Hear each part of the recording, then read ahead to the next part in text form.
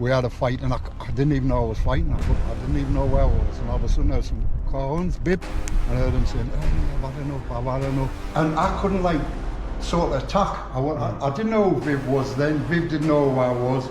We were just two lads getting in, having a fight, and I was trying to like tear into them. Well, Brian was always there to back us up sometimes. If he heard I was in trouble, he'd come up with a few of his lads and... Lovely.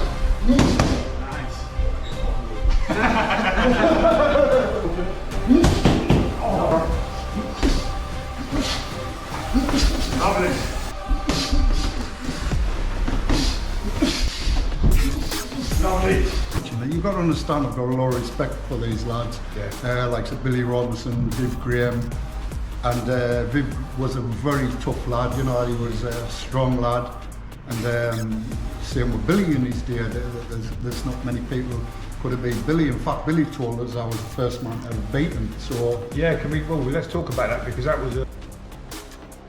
Hi everyone, so I'm here with the legendary fighter and a very humble man from Sunderland, Ernie Bewick. How you doing, Ernie? Hi, Matt.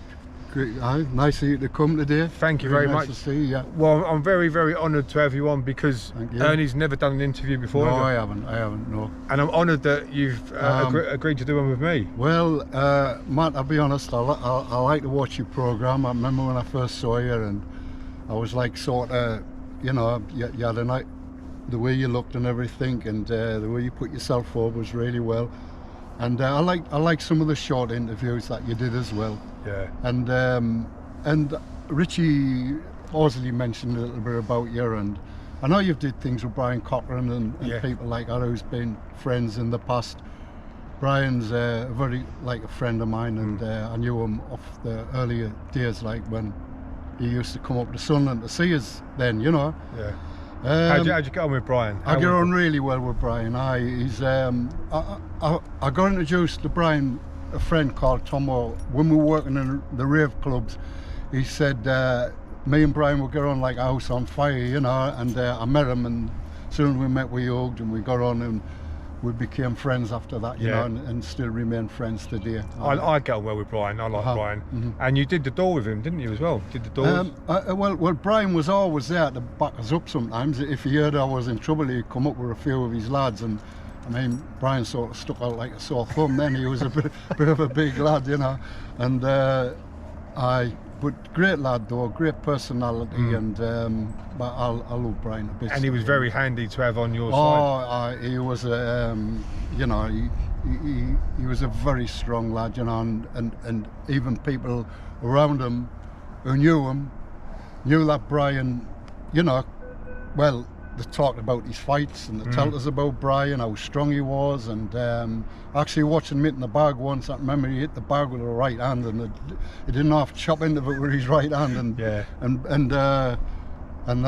was some power behind that punch, and you know, he was just a lad. I've never known Brian to get beat off anybody, to be honest. He always stood his ground with everybody, and you know, even when teams of people have jumped him, I've actually spoke to some of the lads who was in a room when Brian had a fight, and with them, they like set him up, and one of the lads says he got hold of him by the neck, and he says, Brian, as he got him by the neck, was driving a radiator off the wall, you know, to use it as a battering ram to push them off and things like that. So he stood his ground then, but I think it got a little bit out of proportion after that. It was, the gangs were, well, you've got to understand, there was a lot of people who wanted to get weapons and stuff. And into that kind of things. And I mean, I respect the people like Brian who's not frightened to stand up and have a go on like yourself, and you know, the people who sometimes you know.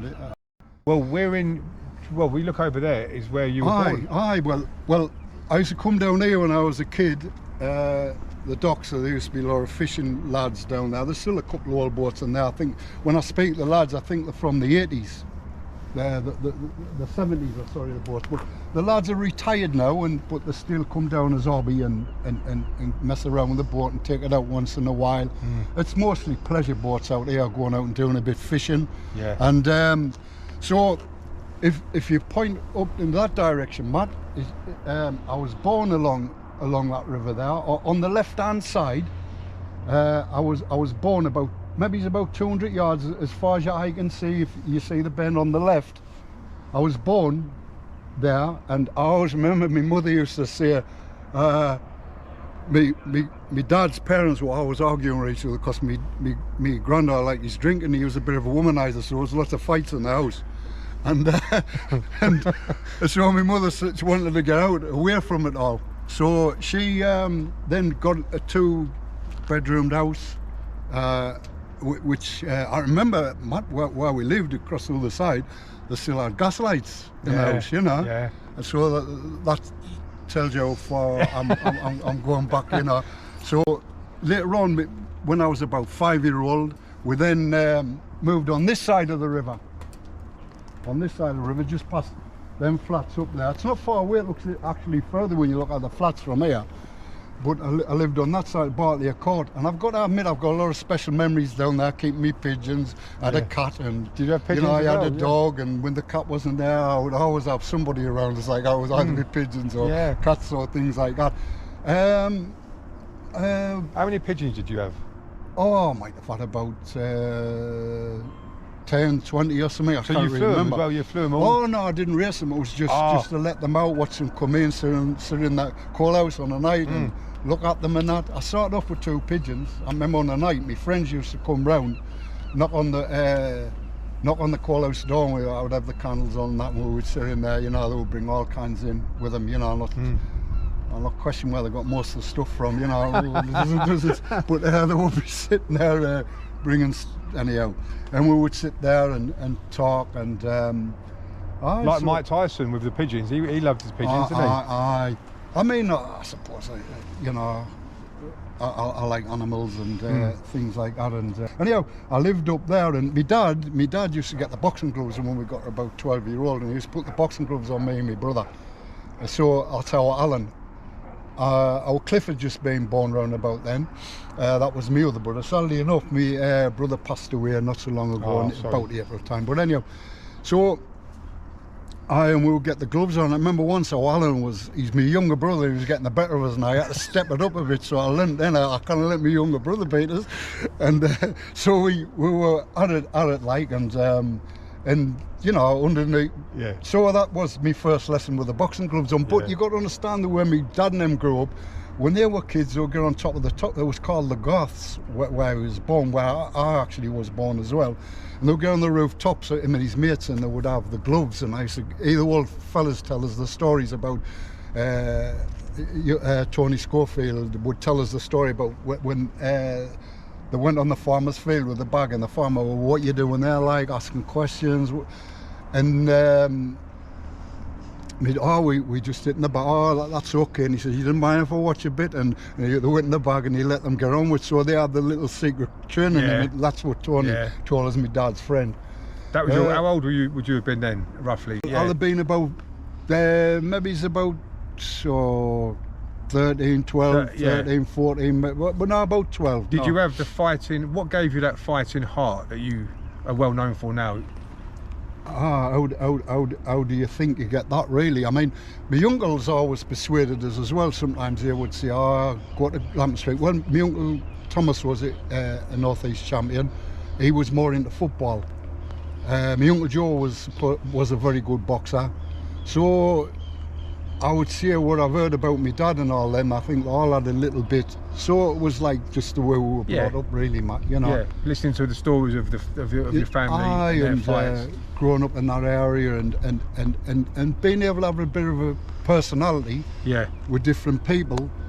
You know, sometimes people will come for you. I wouldn't say I thought I was the toughest, but I must have had some sort of strong personality where people say, Ernie, this is happening, okay, I will walk up from school with you. And then I remember one particular incident where the lad come at us, and we had a fight, and I didn't even know I was fighting. I didn't even know where I was, and all of a sudden I heard some car horns bip, and I heard him saying, Ernie, I've had enough. And I suddenly was awakened by the car horns and things like that. You'd gone into a and I told my dad that, you know. I said, Dad, the strangest feeling, I had this fight and this happened, and I think he put it down just to instinct sometimes when you go into the instinct or something. Anyhow, we moved from Bartley Court, we moved up to Ford Estate, and from Ford Estate I was getting on for about 15, and that's when I started to go to Lambton Street Boys Club, learned to box there. So that was the first time I started boxing there. Did you have heroes and stuff? I know there's a very famous boxer from Sunderland. I know, you got to say Jack Casey. Jack Casey, cast iron. Jack, I remember, I mean, the rumours going about, they used to say, when we were kids, or you heard all the older people speaking, they would say, Jack Casey, his jaws donated to science because nobody could knock him out. That's what they used to say. And as he got older, I remember seeing him in the pub, and I think his only man could come down with £5 in his pocket, maybe he's going with 15 quid, you know. And the young ones looked after him. They all bought him drinks. He was, everybody, even the really young ones knew who he was. The word soon got about. Even all the hard men and all that, all respected him. Well, he was a real tough man, wasn't he? I mean, I read a book. His grandson gave us a book once, and I read the book. And out of respect, I thought I'd read it, but I couldn't put the book down. I was fascinated by it. I thought it was a great book. Well, I did a video, didn't I, about him on my channel. I remember that. I'll put a link in the description. Anyone interested in Jack Casey, another one of Sunderland's hardest men, without a doubt. Never got stopped in his fights. Known for his tough jaw. But and you saw him in the pubs, didn't you? When he was getting old, he probably didn't live much longer after that. You know, probably I'm not really sure. Could have been 5 years, 6 years. I'm not sure when he died. But he did quite well. He lived in, there's a road over there, and you had to be pretty well off to live, but I think things might have declined a little bit over the years, but he still lived in a good area over here somewhere. He was actually a Southwick-born lad. Actually, I remember a story getting told me. My grandfather used to sometimes spar with him. Really? I did a little bit sparring with him. I think it's in the book, and obviously they all loved him, didn't they? They all respected him. He you know, must have been the talk of the pub when my granddad was at the pub on the night. He was a pretty handy fella. He did have a couple of fights, and me granddad, I only realised he boxed because Richie looked through all the history. He's a connoisseur, Richie, by the way, in boxing. He gets right into things and all that. Shout out to Richie Horsley. Thanks, Richie. Richie got in touch with me a couple of years ago, and we started talking, became friends. And then Richie did the new book, Ernie's book, and which I'll put a link in the description for. And I was honoured to write a little piece for the book as well, a tiny little chapter. But so Richie, big shout out. Thanks, Richie. Richie, hope you watch this video, by the way. And all the Matt's program's really getting more popular now, and be nice to see a lot more people subscribe and support Matt. I think he's got I mean, he must be good because he's got me talking on this. He must be good for the first time ever. Oh mate, thank you very much. Great, brilliant. Right. I started boxing when I was 15. I went to Lambton Street Boys Club. I think the whole idea was to look after myself. I ended up in Lambton Street Boys Club, and I used to hit the bag, box, and I remember I started to get more keen on Rocky Marciano.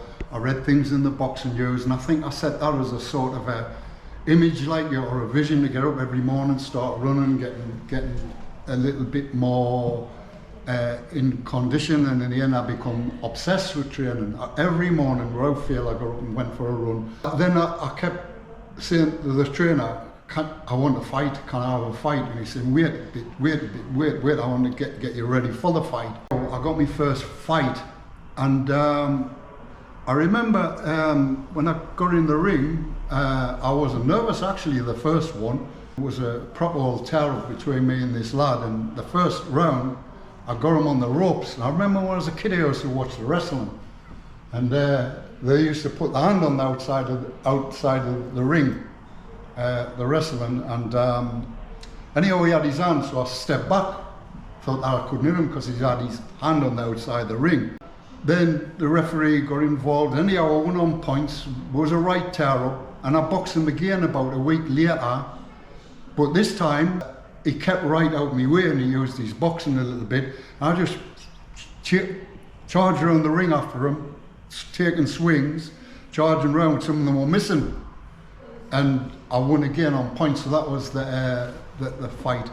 I can't remember which order. That was your first and second fight. That was the first and second fight. Because you had Ernie Bewick. Oh, that was later on, right near the end of the ABAs. I'd already been the ABAs once, and Ernie boxed us in the second time when the ABAs, and that year I got appointed by Ernie. Very good fighter. Oh, he's a very good fighter, Ernie. Very experienced. He's a fit lad. He was determined, very determined. I went to the ring with a lad. He was actually from Sunderland, and again there was another tear up. And he caught us a right hand, and I honestly, I was close to being knocked out, to be honest. I went back to the corner. The second round I came out, I knocked him out straight away, so I got that as a win anyhow. After being hurt yourself? I came back from the hurt. I come back from the where I nearly got knocked out, and came back from it. Because you've got a lot of resilience, haven't you? You get hurt, you come back every time. Well, when you've got a hero like Rocky Marciano, you can't let him down, can you? You know. And I remember I boxed a lad called Billy Deans that was in the National Association of Boys Clubs. Now Billy was a bit of a sort of a slick fight. He could move on the ropes and grab me where I was charging round. The first round I come out and I knocked him down, and Billy came to be the champion that year. I was outpointed in that fight. I mean, sometimes you think you've won, and but Billy was a good fighter. He'd had a lot of fights, a lot of experience. I was only a novice. Yeah, so you had a boxing match with Viv Graham? Yes, I did have a boxing. That was later on, round about the time when I was coming back into boxing. I remember vaguely what had happened. Viv actually reminded us on. He says, "Ernie, I think I boxed you," and I wasn't 100% sure, so I asked a relative. I said, "Did I?" He says, "I think you did," and he reminded us of the fight. What I could remember of the fight really was that Viv, he came out with a right hand tucked into his chin, and he had his left hand, and he was like using his left hand, and I couldn't sort of attack. I didn't know who Viv was then. Viv didn't know who I was. We were just two lads getting in, having a fight, and I was trying to tear into him. I couldn't, but he had a way of just keeping us in a position where I couldn't tear into him, and it looked like he was loading up with a right hand. So did you keep him off with your jab as well? Yes, I used the left hand. I stood beside Viv, and I used the left hand, just kept poking the left hand at him, you know, and I got a punch decision. I remember the referee, it was such a boring fight, I'll be honest with you. The referee said, "Can you step it up, you know, can you make it push the fight on a little bit?" And we tried to make it a bit more interesting. I remember I bounced off the ropes and I caught him with a right hand. But, you know, I got the decision, and I walked out the ring. It wasn't much in it. You've got to understand, I've got a lot of respect for these lads. Like Billy Robinson, Viv Graham. And Viv was a very tough lad, you know, he was a strong lad. And I think he would take some beating in a straight fight. And same with Billy in his day. There's not many people could have beat Billy. In fact, Billy told us I was the first man to ever beat him. So yeah, well, let's talk about that, because that was a legendary fight between Big Billy Robinson and yourself. Yeah. Well, there's actually two fights, wasn't there? Right. Yeah, there was two fights. That's correct. Yeah. So I got called at the door in the Blue Monkey, and I was told that Billy Robinson was at the door, and he doesn't want to pay in. And that night, the owner said, "Everybody has to pay in, you know, everybody's got to pay tonight." So I heard of Billy Robinson, everybody had heard of Billy Robinson, and I stood at the door. I said, I apologised to Billy, saying, "Look, I can't let you in, everybody's got to pay in tonight." And then he said, no, he says, "I'm not paying," and he says, "Get round here, round the side here." So I went round the side with Billy, and he sort of, you know, took a swing or a slap or something like that. I remember getting underneath the punch. I'm sure it was a right hand, then a left, and that sort of ended the fight. Then I had a bit fight with his friends as well, and a lad called Craig Durno come round the corner, Alan and LENNY, and they sort of give his hand out till the lads are off the door, and then we just left it at that. They went home, and A couple of weeks later, I got somebody coming knocking on my door saying, "Oh, Billy wants to fight her again," and wanted to arrange a fight. So I started, "Okay, I'll come." And he says, "No, can you come tonight?" I says, "Okay, I'll come tonight." I went to his house, got something to eat, and I sort of then went to the place. I always remember when they kept us waiting ages, and I was waiting where it was a little bit cold, and it was like chilly and all. And the bodybuilder called out, Andy Webb came out, and he said, "Look, come in here," and he gave us a hot cup of tea and things like that to warm us up. By then they come round, and I always remember the area was like tailor-made for Billy, because I don't know if you can bring. You can pan round, yeah. You pan round. So imagine a corner. There was a corner there. Then there was a bank, a little bank behind it. So I was jumping around on my feet trying to keep out of the way, Billy, because he's a big fella.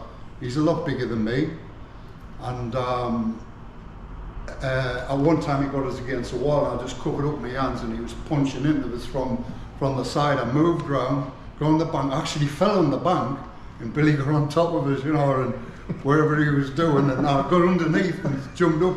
I didn't want to be in that place. Yeah, you don't want him on top. And I started to move about a bit. Then I must have positioned myself and got myself where I needed to be, and that's when I thought Billy come up with an uppercut. And when he caught us with the uppercut, I went down. I remember my hand was on the ground to the side like that, and I was waiting for Billy to run in and kick us, because I thought he's desperate now. He's gonna, like, he'll come in our us.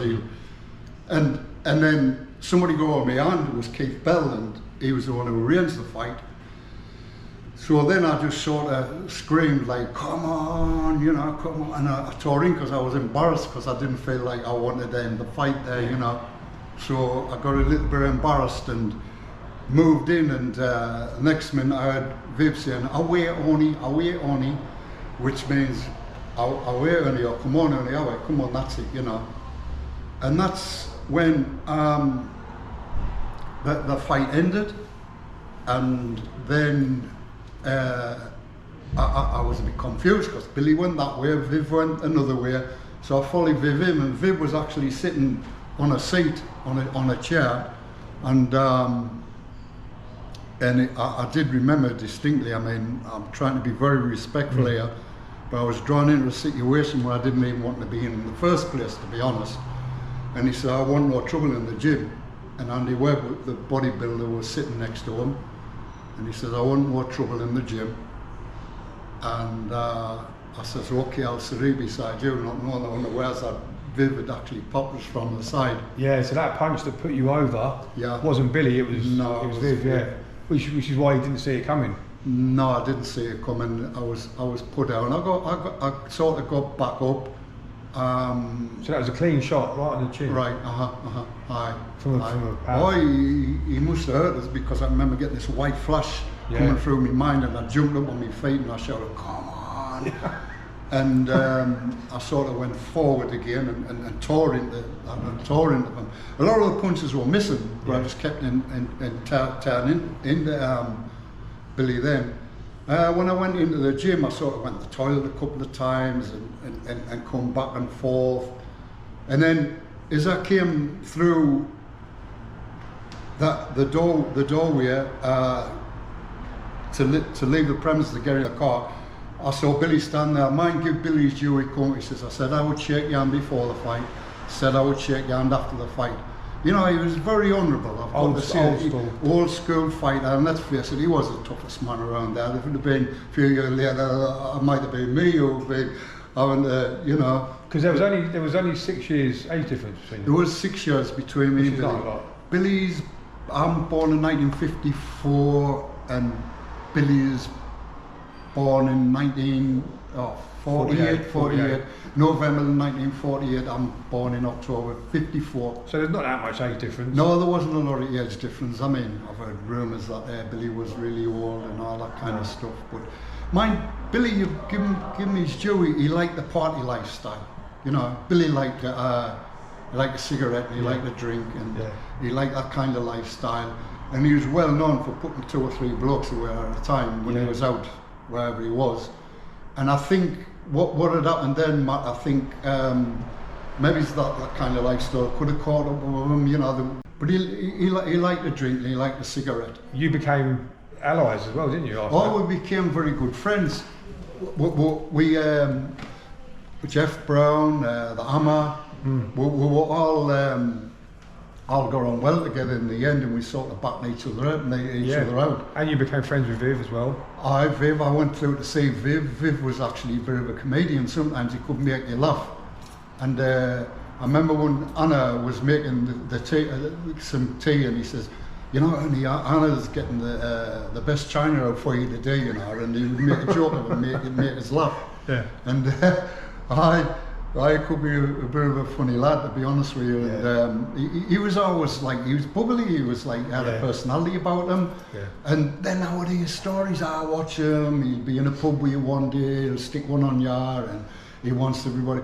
But then again, if I had to, I sort of took a liking to Viv, to be honest with you. I thought he was a nice lad, you know. Well, as they say, all's well that ends well, and you became friends, so your dispute with them ended well. That's right. So that's the main thing. I went through twice to visit Viv, you know, and I was made welcome by him and Anna, you know, his girlfriend at the time, his partner. And I mean, I could imagine us all being old men, maybe sitting around a table talking about things now and about the past. And so we all grew up, don't we? We all grew up. Same with me. I've had lots of fights and we've become friends with the people. I've had enemies for years and we've shook hands now and forgotten everything. Almost everyone I've had fights with. Water under the bridge. Brilliant, brilliant. I remember when I watched YouTube, there was the one where I remember when you said the lad you're from the side, but it all ended up all right for you. Yeah, sorted it out with them. I remember one once where I think the police came and there must have been Dorman fighting with a... You reminded me actually, that was one of my questions for you, because me and you have both had a history of fighting with the police. Right, that's right. Yeah, because I've had 3 or 4 fights with them, been gassed and all that with them. But you used to have a fight with them, didn't you, as well? When I was young, when I was about 17, 18, I was a bit... I was young as well. And I had a little bit of a time when I was about 18-year-old on the playing field. I think the police had it in for us a little bit. And I think what happened, he got a bit funny with us, and I said, no. I said, you've got a uniform on, I'm not fighting you. And he says, I'll soon take that off. So I knocked his hair off and I got into him. Well, before long I was swarmed, wasn't I? Before police, we and him were fighting, I was swarmed by a couple, and the next minute there was a van coming on, and then all these police trying to drag us. It took an hour for them to get us in. I was sort of getting dragged about all over, you know what I mean? I was trying to be when I was our age, I had a lot of endurance as well. I think the strength comes from and you don't want to give up. You don't want to give up. And I got in the police station, a couple of CID come in and said, when we catch you on the street, you know, they're probably just giving us a bit of a, you know, telling off, ticking off. Anyhow, I end up in court. I end up getting a fine, and I think what saved us, to be honest with you, Matt, was some of the magistrates were involved in the boys' club and the boxing and things like that. It was a turning point in my life where I gave up boxing again, and I went down a long road a little bit. Because boxing keeps you on the... boxing kept me on the straight and narrow, but when I went off of it, I'd go back into... It's funny, I meant to ask you that, you know, when you were boxing for the ABAs, what was your training? Did you get up on a morning and did you run every morning and things like that? Running in the morning. How many times a week? 4 or 5. 4 or 5 times a week? Sprint runs. Then boxing training in the afternoon, about midday. Come back from the boxing on the train and do weights. So 3 sessions. A day? Yeah, when I was pro I did that as well, mainly when I turned pro. But hill sprints, stair sprints. I'd run half a mile in 3 minutes, and I'd stop, get my breath, do another half mile in 3 minutes. So can you tell us? Can you tell us what it felt like getting up every day, got your mind focused on the ABAs, and you actually did very well. You got the finals in the ABAs. Yeah. That's remarkable. That I would say. Yeah. That's great to look back on. You know. I'm proud. I'm proud. Yeah, thank you. And let's face it, you could have been the ABA champion. Wasn't it? Nothing if you kept on going on that road, you could have probably ended up being ABA champion because you boxed really well. Thank you, Ernie. I appreciate it. I mean, I was 1 point. I lost by 1 point in the final, but. Then I turned professional, so that was the amateurs over for me because he was the only man to beat me, Matthew Granger, and I thought I'm going to beat him this time, but it wasn't to be. He was a good fighter, so respect to Matthew Granger. He beat me twice as well. Beat me twice. I beat you twice. And before that fight, you boxed McCallum, was it McCallum? Ray McCallum as well. He was very tough as well, wasn't it? Ray McCallum was tough. That was a toe-to-toe war. Oh, it was good. He was a London champion. London champion. Yeah. And thanks for watching. You watched them all, didn't you? Yeah. Oh, I watched some of the fights. I watched some of them fights. Quite interesting. I like the way you box. I like your style as arm of the boxing as well. I was surprised. I mean, when you seem to get strong though when you turn pro. Was there any reason for that? Do you think? I actually thought I was quick, faster as an amateur. Right. But I did get stronger as a pro. But I just felt the longer rounds slowed me down a bit. You know, in the amateurs you go hell for leather, right, for 3-2s or whatever. But I preferred the amateurs in terms of having an all-out fight. The professionals had to relax a bit. But I never got to the point. I got some big fights, but never got to the point where I thought I might be able to win a southern area or maybe possibly a British. But I wasted it by getting involved in crime and I know going off, sidetracked. I lost a fight. The negative lifestyle. The negative lifestyle. I went off the rails for 6 years, had a comeback, won them fights, went off the rails again, another comeback, and got to fight AJ and James Toney. But I noticed sometimes on YouTube or some of the comments, people have tried to urge you into having bare knuckle fights and things like that, and I think there must be egg in your own a little bit. Yeah, but I think you're doing all right where you are. You've got a great career in the boxing, and stick the way you are now, and so share your posts. And I always feel he's got a great aura about him, and thank you. I appreciate that. I think people respect that in you, and it's about your personality. I really appreciate that. It means a lot, and I mean. I was tempted to do the bare knuckle because I've always got that. You must know, you've always got that desire to keep fighting. I think. Right. I know what you mean. Once you've been a fighter, you always have the desire, and the bare knuckle appeals to me because it can be over quick. And I think I'm 49 though, but I noticed Katy's got a bit of influence on your spiritual side of things as well. And she's quite grounded with things about nature, and I get that feeling she's really absorbed into these things just with the short conversation, just meeting her and getting her talk about things. And I think it's a good combination. It's like Beauty and the Beast, you know.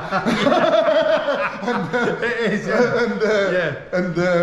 well, Katy's got the protector there. Yeah. But Matt, your personality speaks for itself, and you've got a certain vibe, what can connect with people, and I think that's the way it's got to be. I think that's wonderful. Well, if I can encourage people, same as you do, because I will always encourage people to stay away from crime and to avoid that sort of stuff. And I know one thing I've learned from, I always knew that Ernie had a good reputation because everyone I spoke to says that Ernie never caused any trouble, and I love that side. That's what I love about people. You can deal with it, but you won't start the trouble. And helping people out, the amount of people I've spoke to that said Ernie's helped them out in certain situations, and I used to do the same sort of thing, not to that level, but when I was younger, people had asked me to help them, and I just think if we can encourage people to avoid the trouble, because obviously you've had trouble. If you went to prison for a while, didn't you? At one point? I did. I've been for a little bit myself. I remember you met Norman Buckley, didn't you? In prison. He's quite a character man, isn't he, Norman? There was a positive from the prison for me. Yeah, Norman Buckland. Yeah, very good friend of mine. That's right, Norman. What a character. Yeah. I've seen him in a couple of interviews with you and watched some of his fights, and like I say, he's like a Pirate of the Caribbean characters. I said earlier when we were sitting out there, I just love the bloke. I think he's he's got a good way about him, and yeah, he really has. I hope no one's watching this, because I'd love to meet him one day, you know. Norman? And I'd love to meet Norman one day. He'd love to meet you. But you know, you've told me a couple of stories about Norman, and I've actually watched some of them when you've been in the podcast with him, when he got hold of the bloke with a knife and took the knife and all that. Cut the jacket open. But it's his personality, it's his character. Yeah, he's hilarious. And he's not a troublemaker, he's got a heart of gold. Same as yourself, he'll always be there to help people in trouble. He would get phone calls all the time, can you help me do this, or can you stop these people, which is what you used to get. I mean, someone downstairs, didn't they, earlier on, said that they've seen you go into a pub full of, I think it was like 100 people or something? Well, I think it might have been exaggerated, it might have been about 70, you know. But so we'll knock 30 off. Yeah.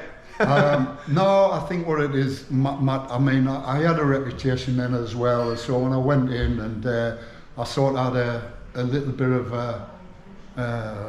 well, you know, what do you say? Presence. Presence, where I'm trying to, you know, and when I walked in, the person who you were talking to actually called us out to go to the premises. He said, look, he says, we can't deal with this, we're going to have to pick it out one by one, it's been loads of troubles. No, all together, let's do it now. And it was football who? Yeah. Were they just supporters, or who?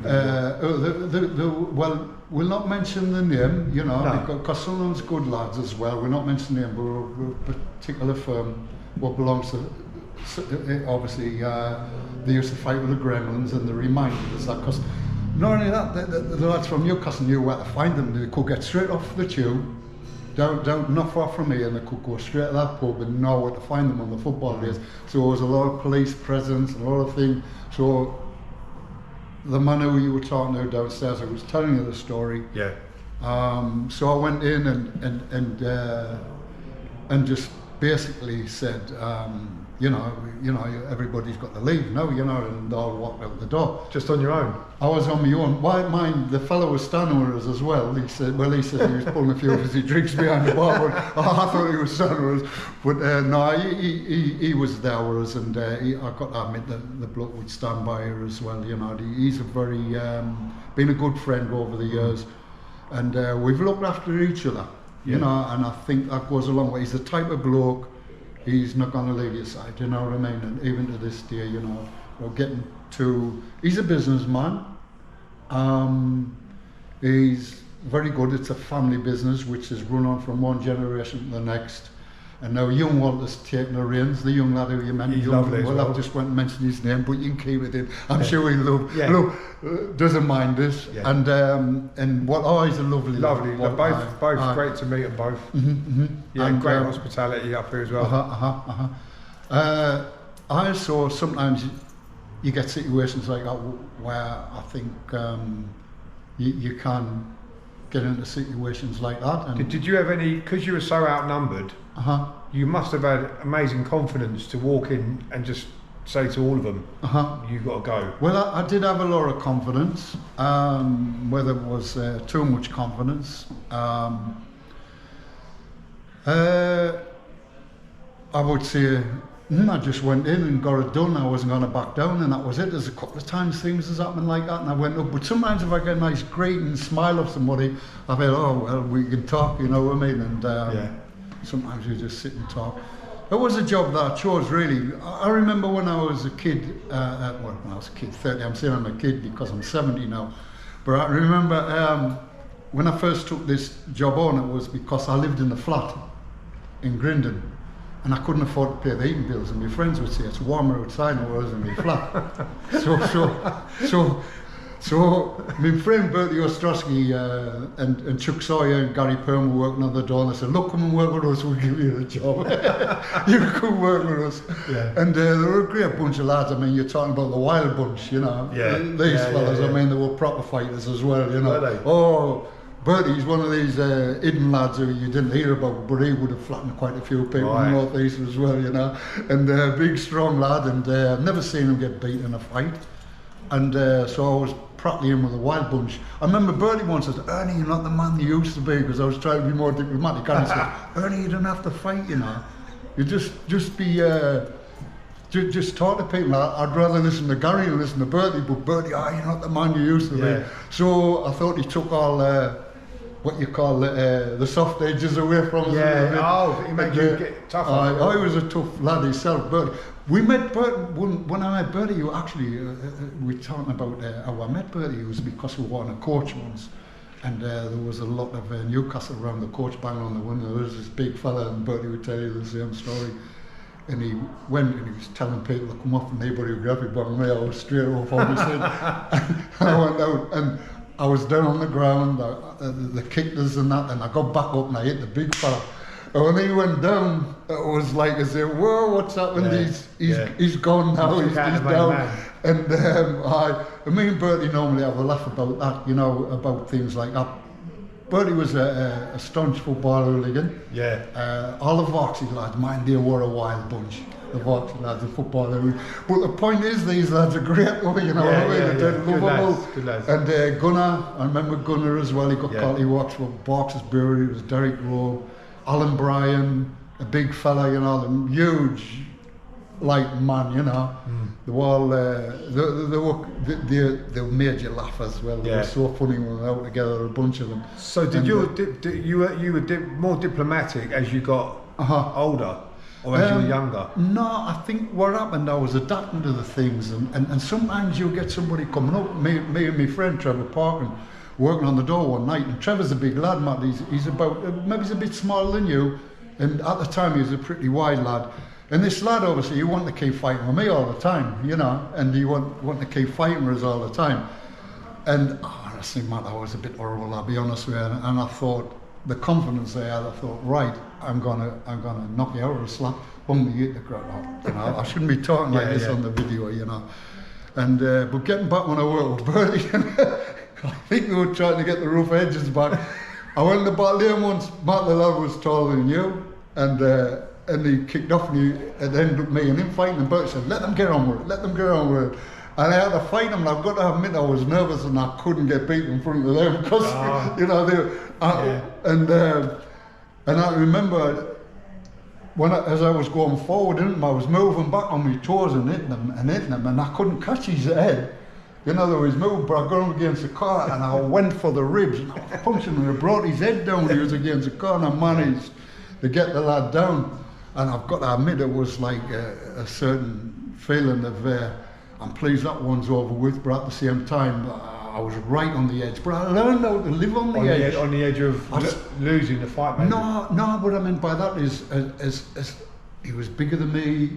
Yeah, you're pushing, You know, it's like a gamble, isn't it? The odds are against you. It's like if you're in the casino and you're gambling, you know you're going to lose your money, you're not going to bet. But if you know you're going to win, you're going to put your money down. But sometimes gamblers, they think they're going to win. But in my situation, I didn't think at all that I was. I just knew I had to fight this lad. That was it, and I knew I chose this life now. And this time I had to stick with it. I mean, who would dare fight Billy Robinson, you know, back in the day. Did you ever think you were going to lose a fight in your head, or did you go in with the mentality of I'm going to win no matter what? Honestly, Matt, in them days, I never thought about losing. I never ever thought about losing. Mind, I have took my time with people, and I realise I've had them beat pretty easy. There's people who's been tough, and I've taught them later, and I didn't realise I might have brought his rib in his jaw. And he felt something, it wasn't right, and he woo, and I would walk away. I think there's only once I got myself in a really bad way over things, and I was getting threats, guns pulled on us, and it got to the point where gangs were coming up, they were bringing heavyweight boxers up to fighters. And it got to the time where, you know, a lot of people warned us, look, you want to be careful here, like it was a really dark period in my life.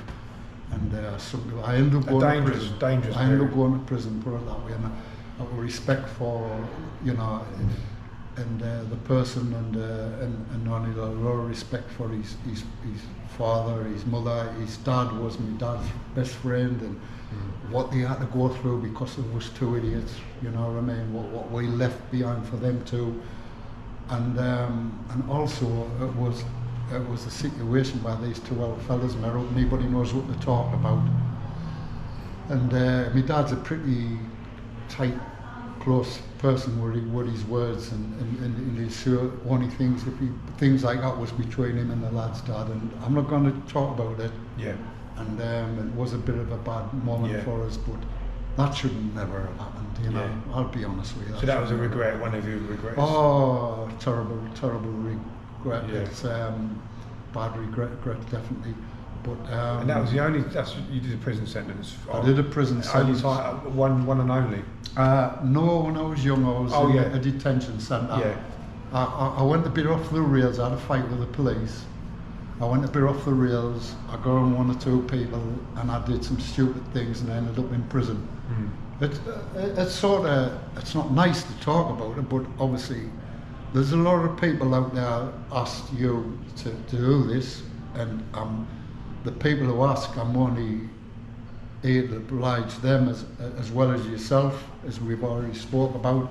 And I think and there's a lot of people probably wouldn't want to hear all the gory stuff, and even some of them people, you know.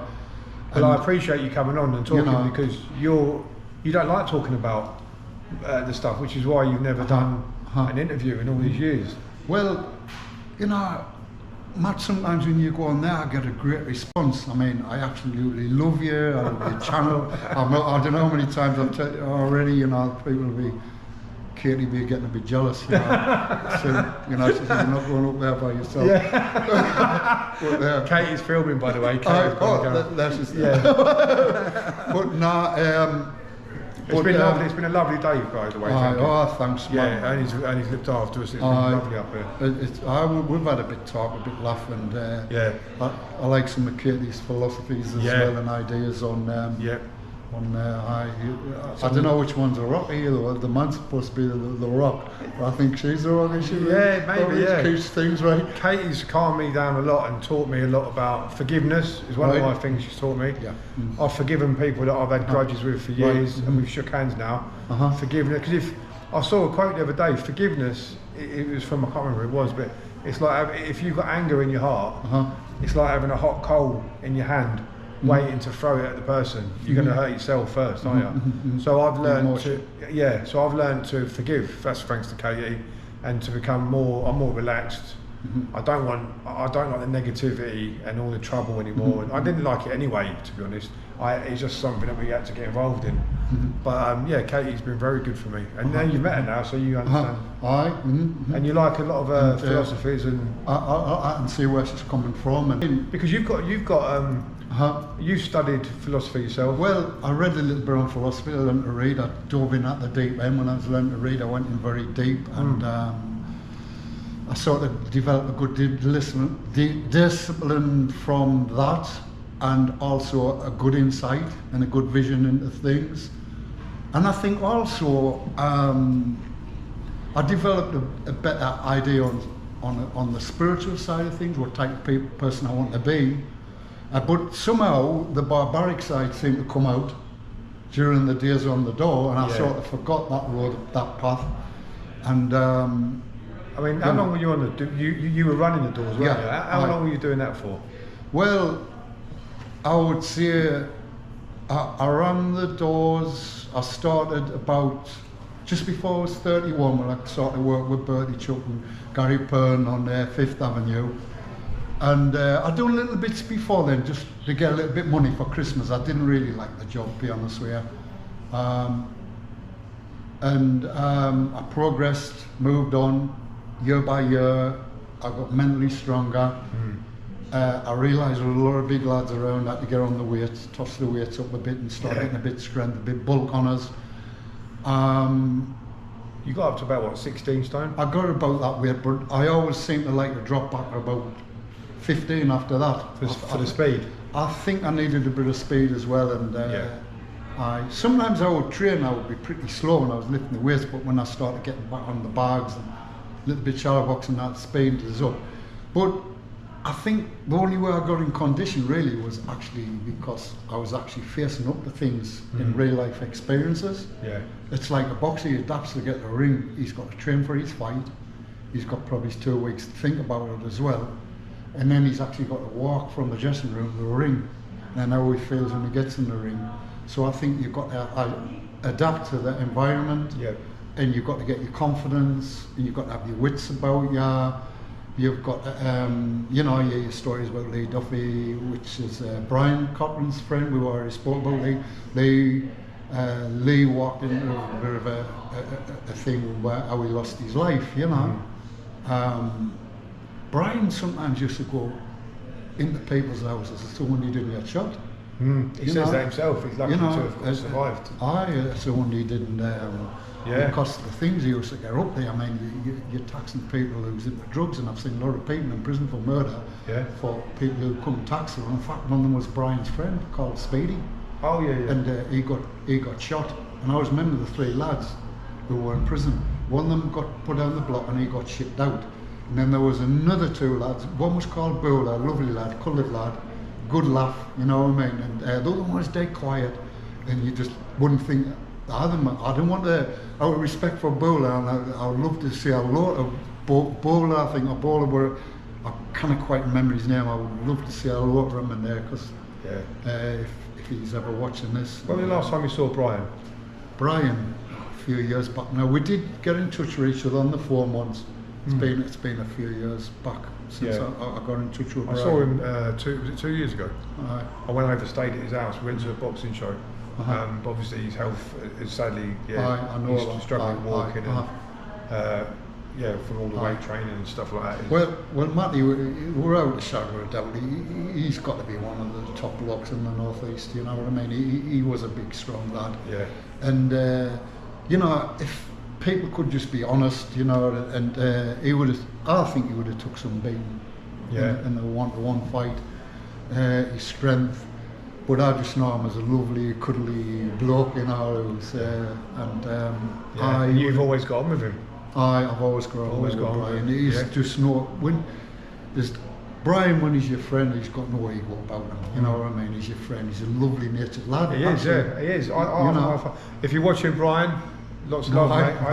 I hope to see you soon. But yeah, he is. Yeah, I've always got him. I've stayed with him for the night and spoke to him on the phone many times. And I hear people say daft stories on YouTube about them, you know. But what they didn't realise, I know for a fact that Brian's knocked some of these people out, and the big blokes, heavy blokes, and I know for a fact he got the wrong one. Yeah. He phoned us, I got him, Ernie, sorry, it was the wrong one, I got his brother, you know.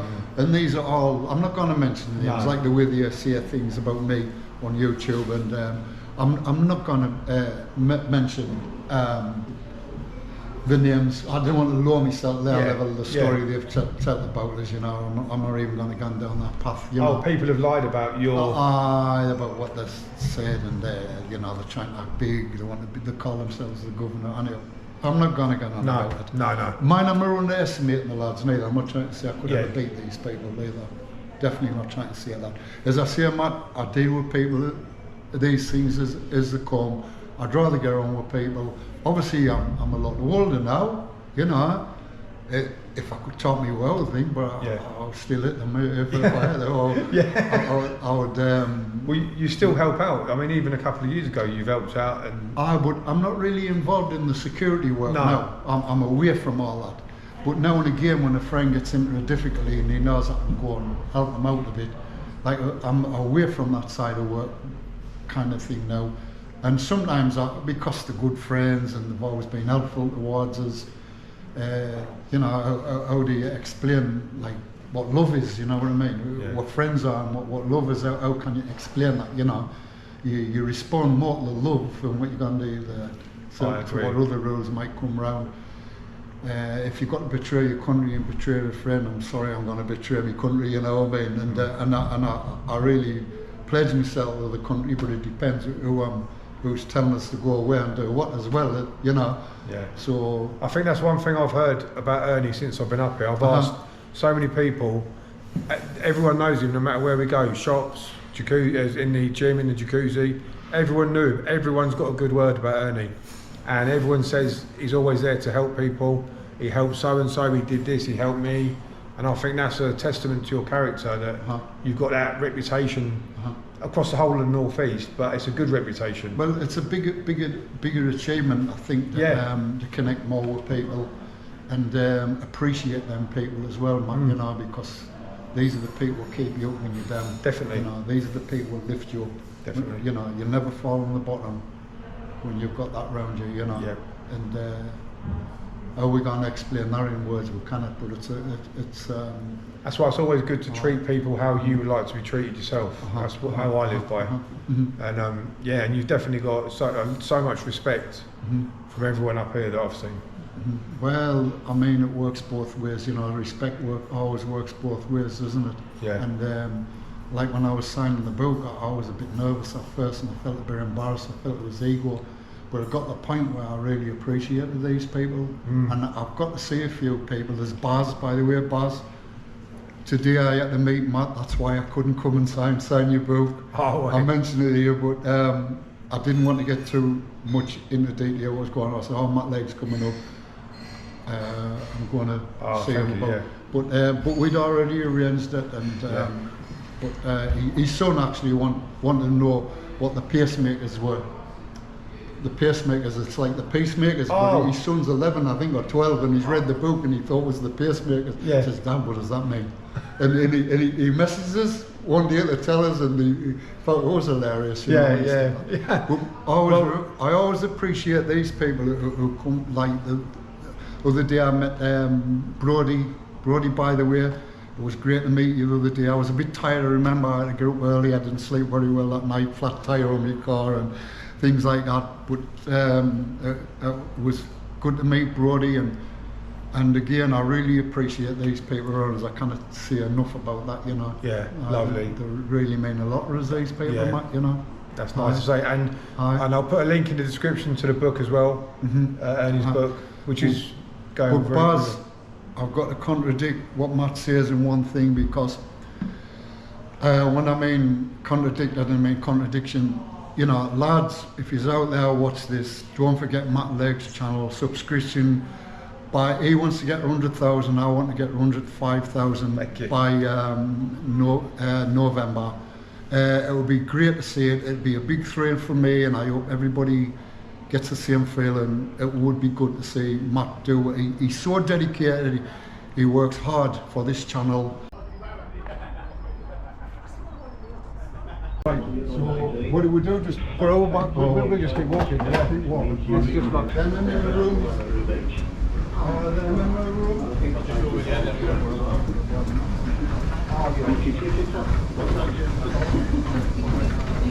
camera.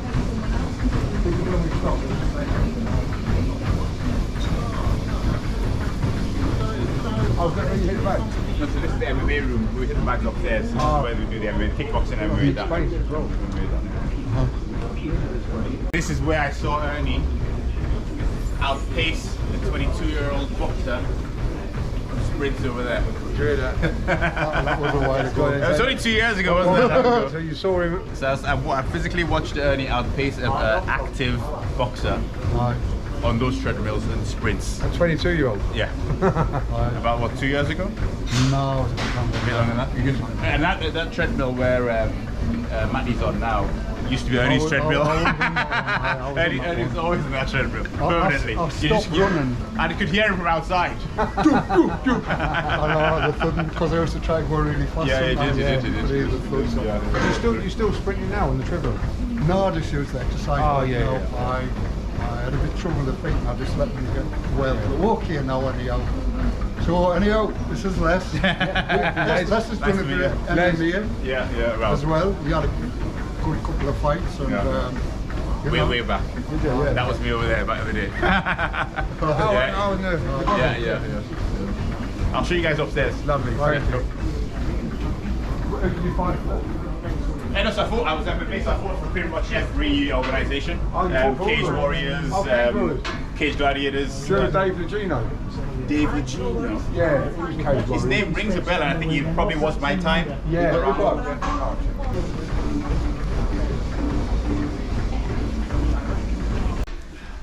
Me and Ernie warming up. Gonna do a bit of pad work, bit of bag work, and a bit of sparring. Yeah, so we're looking forward to the bag work, but I'm not looking forward to sparring with the big fella. I'm not looking forward to it. Alright, so But never mind, we'll get through, won't we? Yeah. We'll help each other out. I'll make my excuses that I didn't have my house for pump when I get out of it. But yeah, we're gonna do we'll warm up a little bit first, then we'll do a couple of bag or whatever. What's the bag you normally use? That one, I bet. There was a really nice heavy one here, but it isn't there now. I love using that one. Sometimes I'll start off with that, go on that, and maybe just finish off with that. Now, at one time I just used to stick with one bag all the time. Yeah. You know, it was like a sort of favourite bag you could Yeah, that's what I do. I'll tell you what bag I like. I used to like the ones, the pear-shaped one that you can uppercut. Is that Similar to that one. right? A bit like that, so you can get an uppercut. But it's got a bit of a straighter bottom. Right. Might as well take this off because I normally use the watch even when I hit the bag. Your heart monitor. And it just tells us how many hours I've done and yeah, you know calories. It's I've learned a bit from it. Anyhow, it's been good. I've learned a little bit from it. Yeah. I think that'll do, won't it?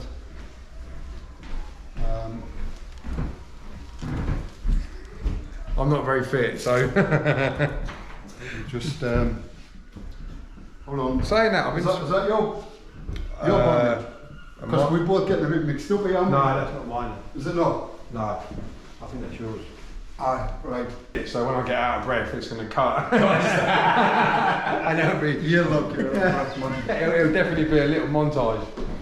So we've got to warm up. Yeah, we'll do a little warm up. Because I always have to stick to the routine that I did from when I was young. You know, warm up. It's just habit, I think. I think what it is for me sometimes, I go on the weights and I'll come up here so I just hit the bag and hit it as hard as I can sometimes, you know. Just to get something done. Yeah. And then we'll just do like a little bit of shadow, maybe a couple of rounds, one, 2 rounds. Yeah, anything like that, we'll warm up. I'm gonna have a little look, see what I'm in for. I've never shed a box for ages. Have you? No. To be fair, I've been training my bare knuckle fighter Adam, so I've been doing a little bit, but only sort of. I'm trying to practice my left hook. Your left hook? So I think I might need it. Yeah. I'm gonna be blocking like that. Well, should be your best punch is your right hand, isn't it? Well, it used to be, yeah. So I'm gonna watch out for that one. Once I get warmed up with a bit of a shoulder problem, sometimes I get warmed up. Yeah. And it's okay.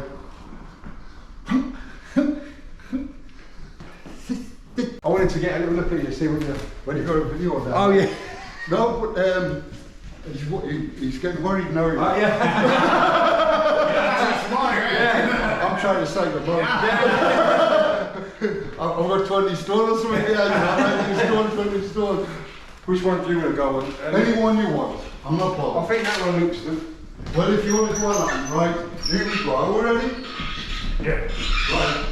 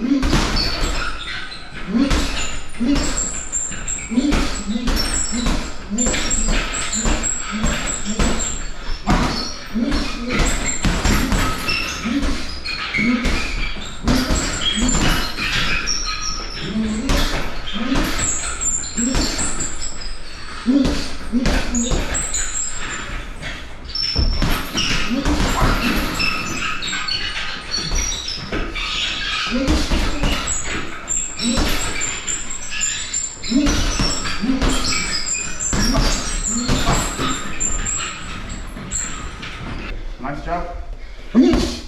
Nice again. Again. Nice. 2. Wow, good shots. One thing. Yeah, I'm 2. nice. Nice. Again, 1, 2. Oh, nice. Again, 1, 2. Still got it, Are you warm yet for the hook? Still got it. No. Are you warm for the hook? Are you ready for the hook? When you see, I'll do. Nice and slow first. 1, 2 hook. So Right. bam, bam. That's it again. I'm a bit cold with it, but I'll take that. Go on. So relax. So 1, 2. Oh, there you know. Right, nice. Good. Again. Hook. Nice.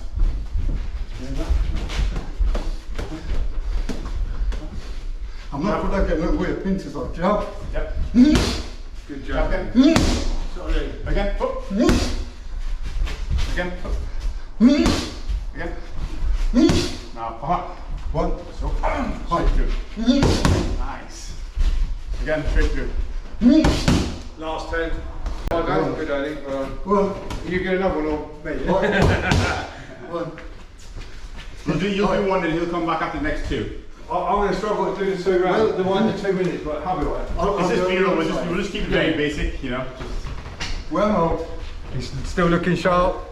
I'm alright. He's not even breathing hard. And that's what I always say to people. People say, oh, Ernie's fit for his age. I mean, he's not fit for his age. You don't understand. He's fit for a 25-year-old person. Not for his age. Here we go. No, but it's true. It's true. Come on. I watch you train all the time, Ernie, and people don't realise.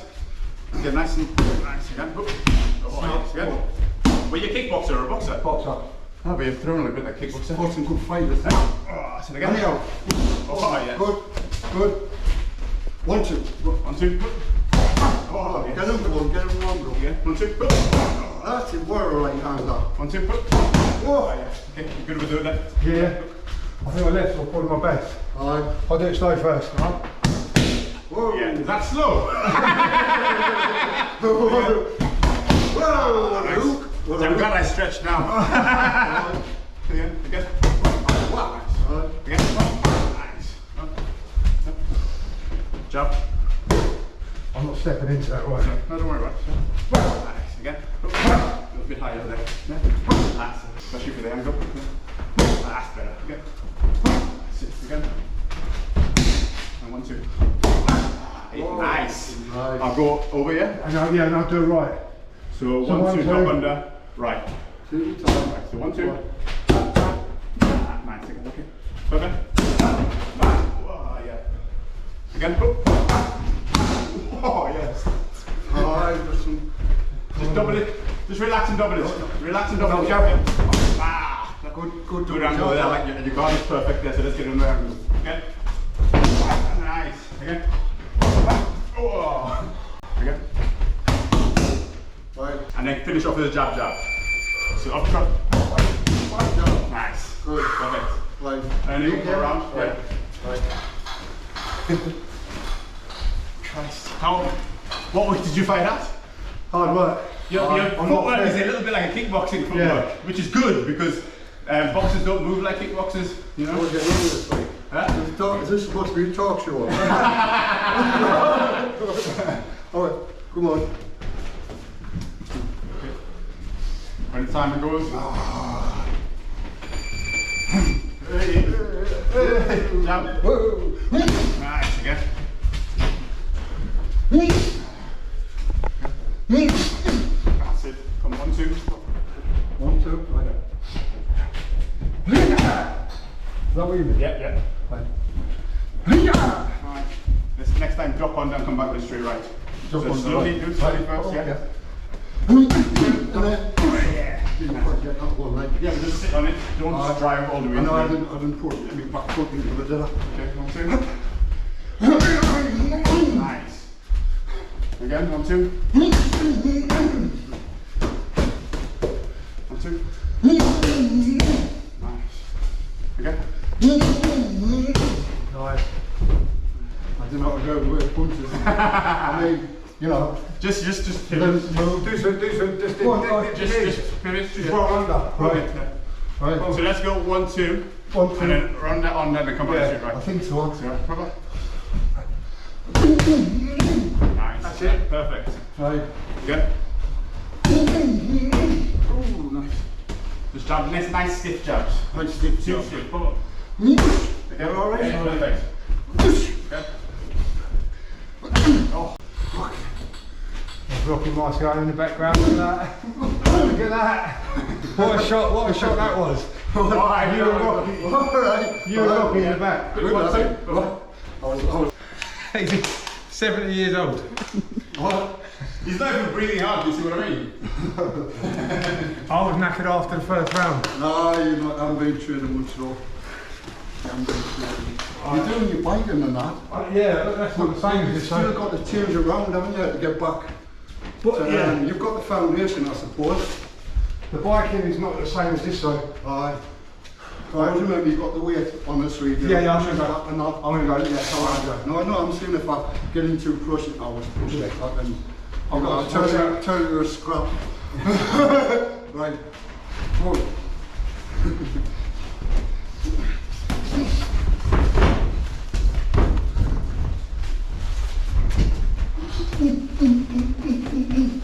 Good shot.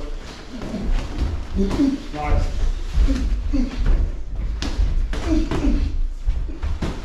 I think this man's going to tap me out in the middle of my...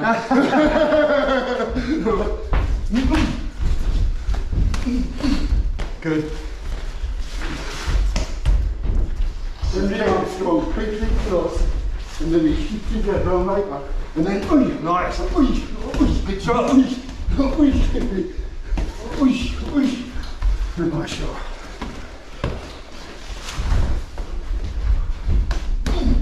Lovely.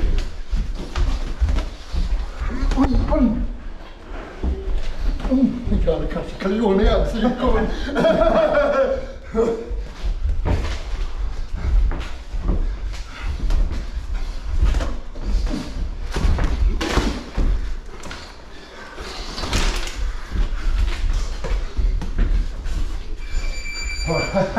Hey, that's forward. That was good.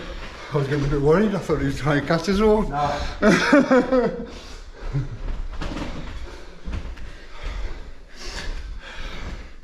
He's still got it. Still got it, mate. Oh, not really. I'm just about 4 inches. Sometimes the rest is actually good.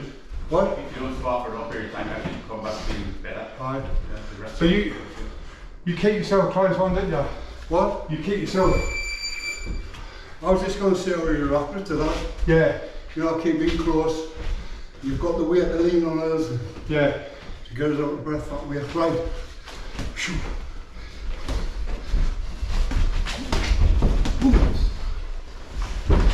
See, I'm on top of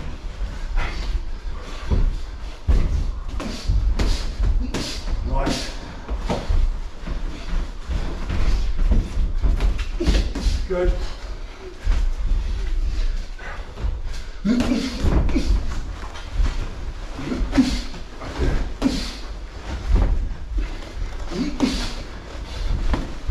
Wow. That would be good to pop it out. Lovely.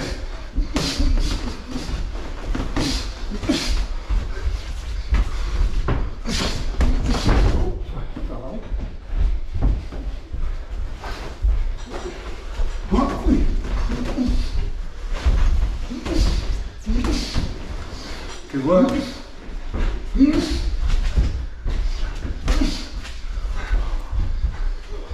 Ouch.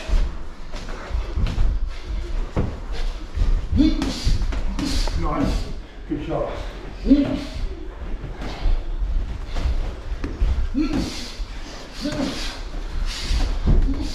Lovely.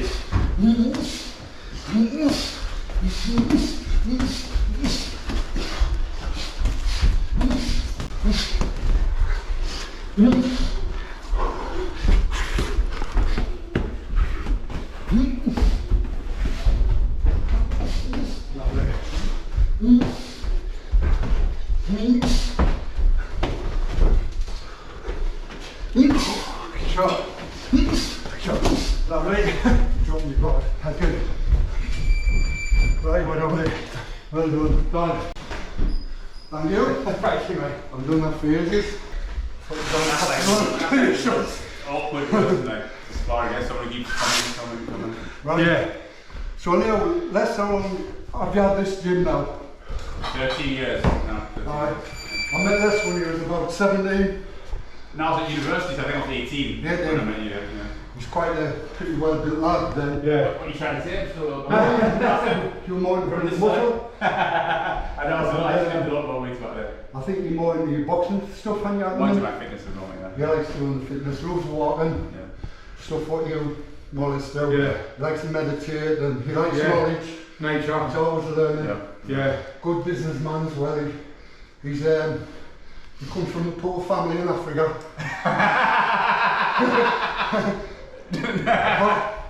I explained, his dad's got a look of Jiffy Joffer off. I'm coming to America. He has glasses, he has a hat, he's got the clothes on, and so he's allowed his son to come over here and be educated Still my royal by these people. No more boats, you can stay.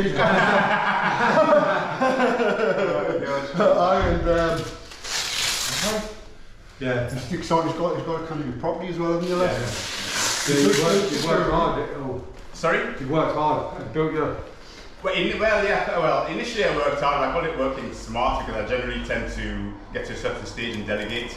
Yeah. So, but initially, because I was at university, I was fighting professionally when I was at university as well. And then obviously I was working on the doors while I was at university and doing several other things all at the same time. That's how I met Ernie. Do you remember it was Pistol Pete that introduced us? What? Pistol Pete, do you remember Pistol Pete? Little Peter. He used to Oh, come in. with the glasses? Yeah, with the glasses. He's the one who introduced us many years ago. Oh, that's right. I think it remember was, Pete. yeah, when the university gym would close, over the summer periods, it was closed for 6 weeks, so I didn't have anywhere to train, so I found this gym and walked in. Pistol Pete was probably the guy who would speak to everybody anytime, anywhere. And he straight away made a beeline for me, going, you know. I went, yeah, I knew it. First thing he did was introduce me to the idea. He said, oh, come here, I'll introduce you to my mate Ernie. The thing is about lessons, have the decency or the wisdom to stay out of trouble. Oh yeah, He stays clean, I didn't get into trouble. We sometimes went a little bit off the wrong path, you know, and telling ourselves, trying to throw ourselves in line now, telling each other or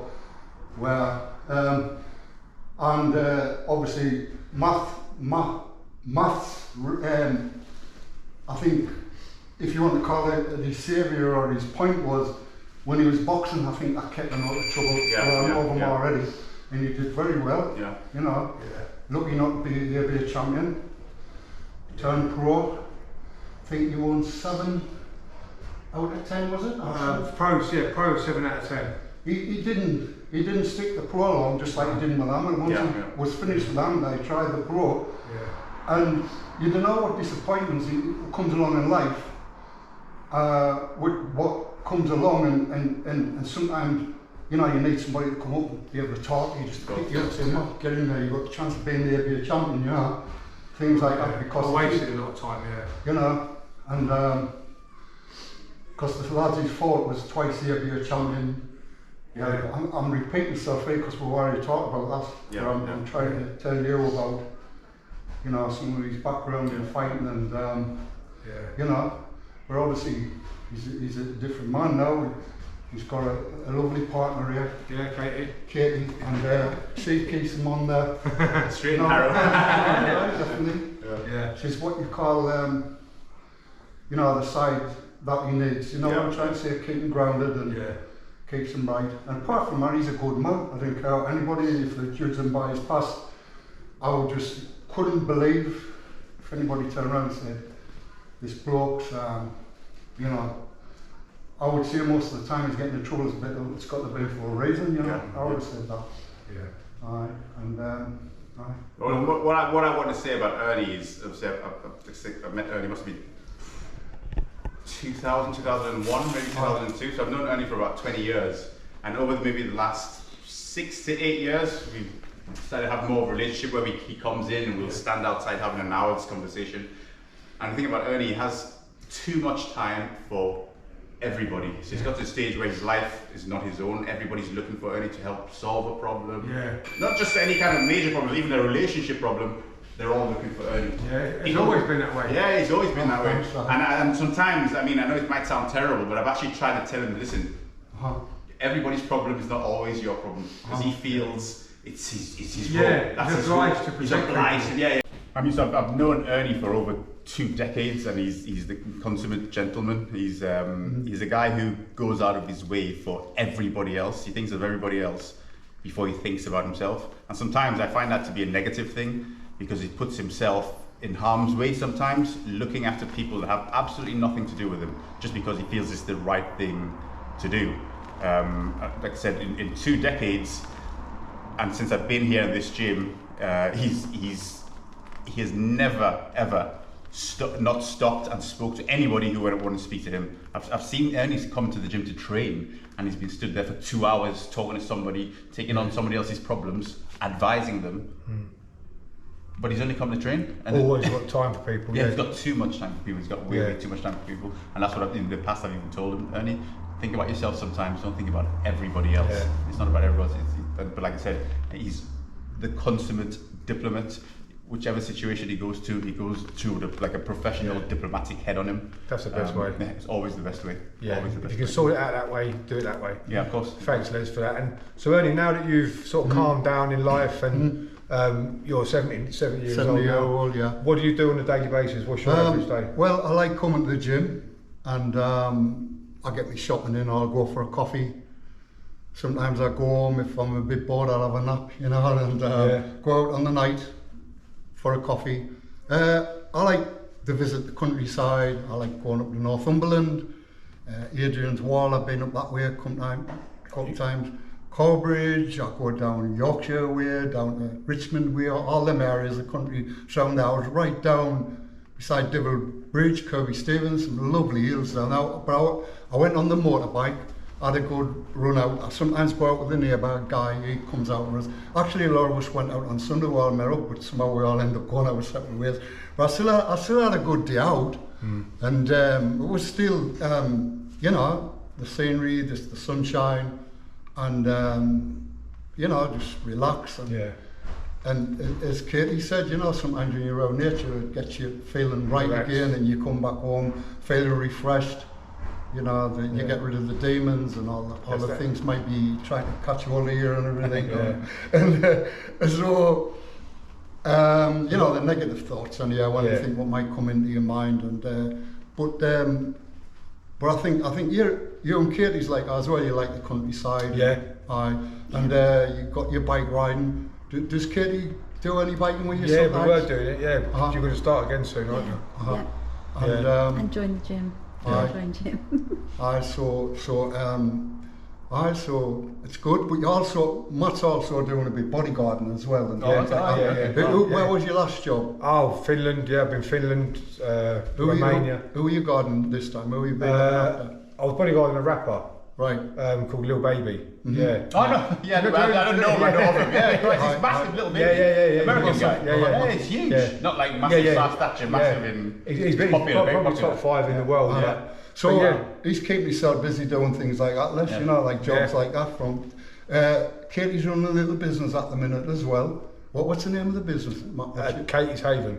Katy's Haven. And it's beauty treatments, eyebrows and everything, hair, Reiki healing, massage, everything. I'll put a little link in the description for that as well with the picture.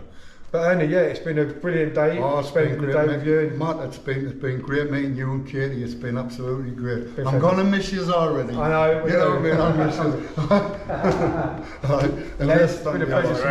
Thanks for coming to us. It's been an absolute pleasure, and you've looked after us all day. And I've tried my best, but it's been good. I enjoyed your company. It's been good. It's been amazing. It's been an honour for me as well. It's been a pleasure. And to share the ring. You've made me day, Ernie. You've made me day. Thank you. Ernie, I can't thank you enough, and thank you everyone for watching.